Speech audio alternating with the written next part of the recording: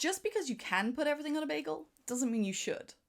One of the absolute highlights of the last year, aside from the Renaissance, was A24's mind-bending Everything Everywhere All at Once. Now, I cannot tell you how entirely obsessed I became with this movie. It's rare that we get to see really fun and really clever stories that use multiverse theory.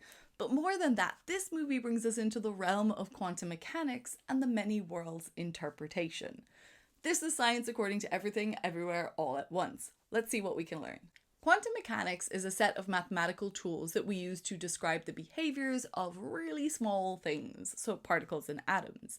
When we use this to predict outcomes and then set up experiments to test it, it is correct 100% of the time.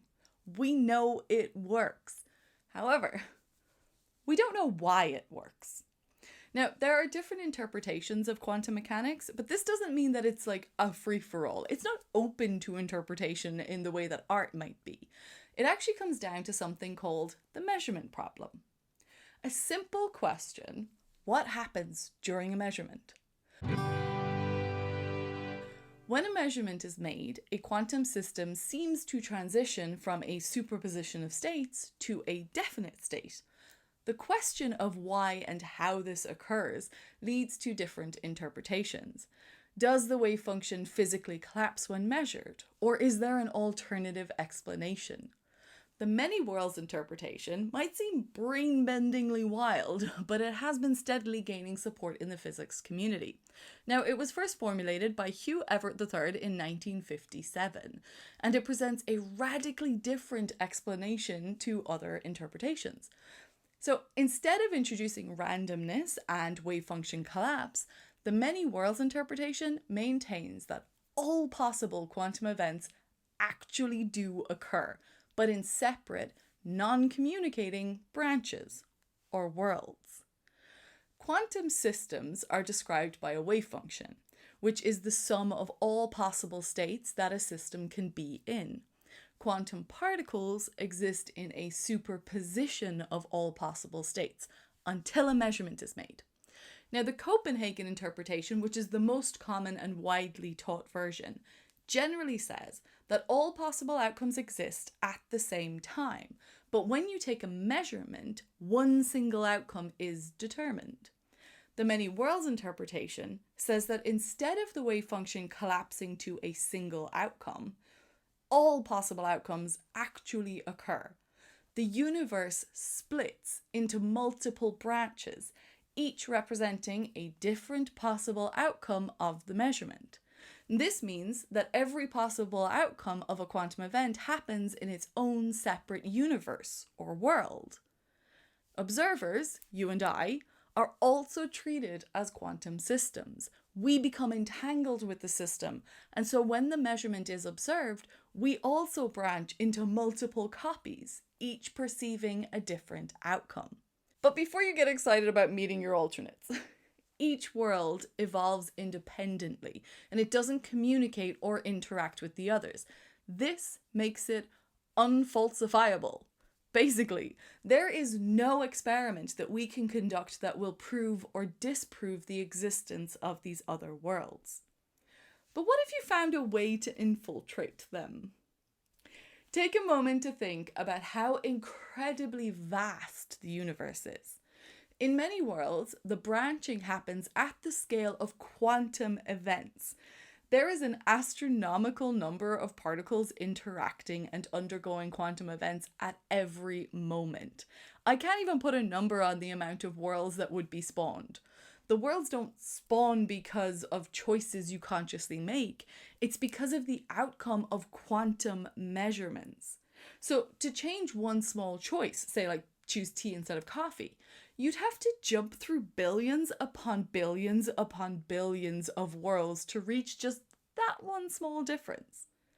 But that's not going to make a good movie, is it? So, from a storytelling point of view, it makes sense to have the branches diverge based on significant events in a person's life. So let's go from there. If you could visit all these alternate paths, this infinite expanse of possibilities of all versions of you, would you find one you were satisfied with? For Jobu, all choices, all decisions, all paths lead to the same expanse where nothing matters.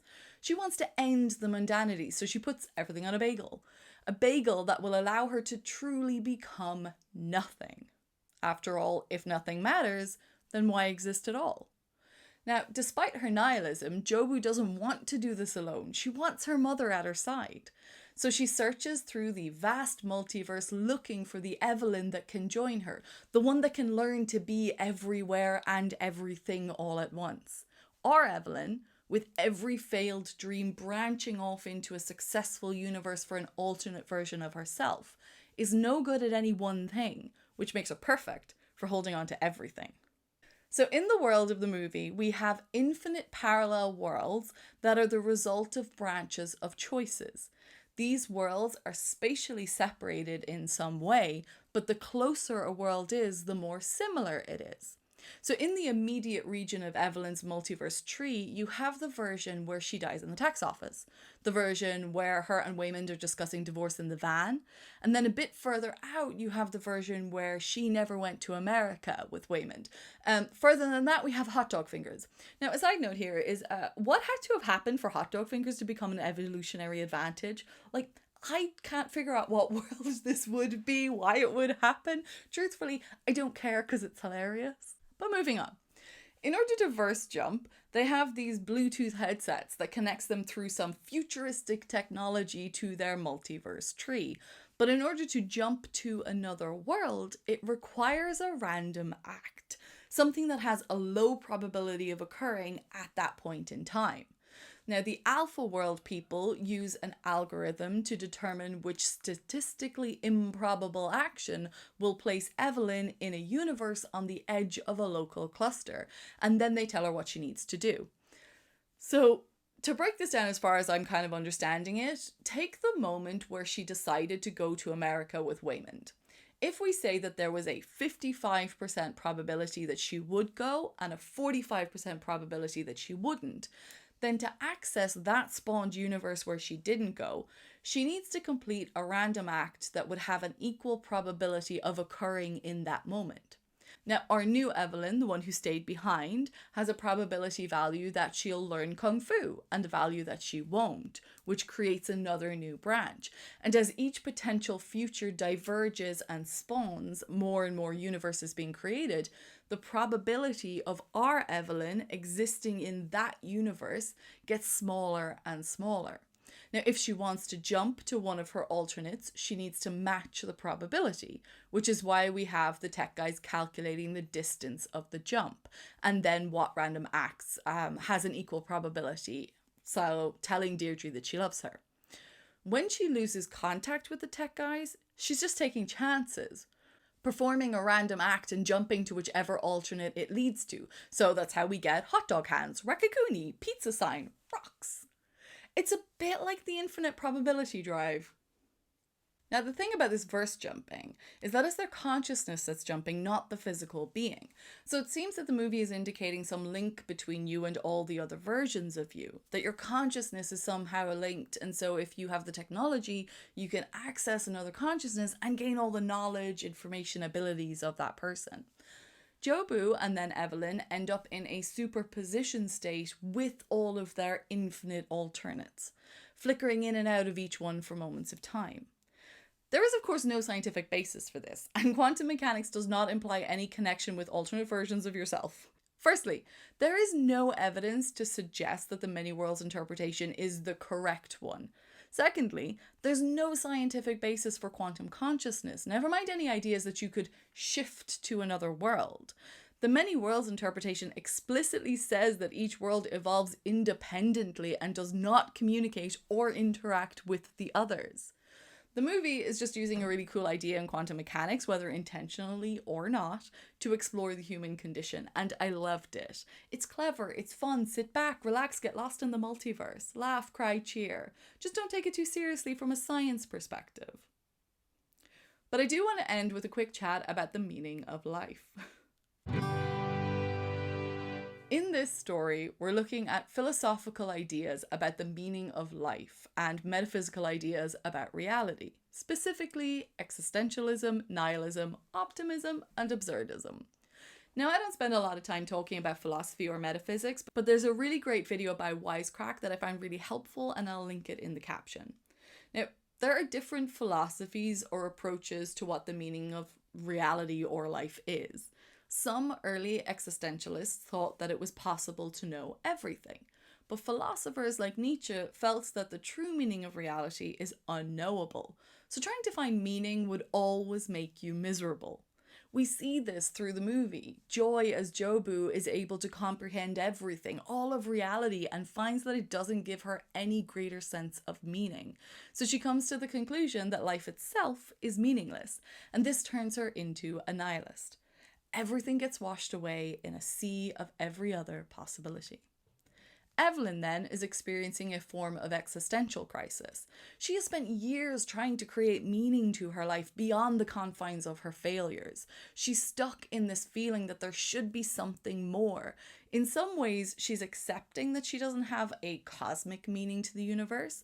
Like, she accepts that she is no good at anything and is just trying to hold it all together.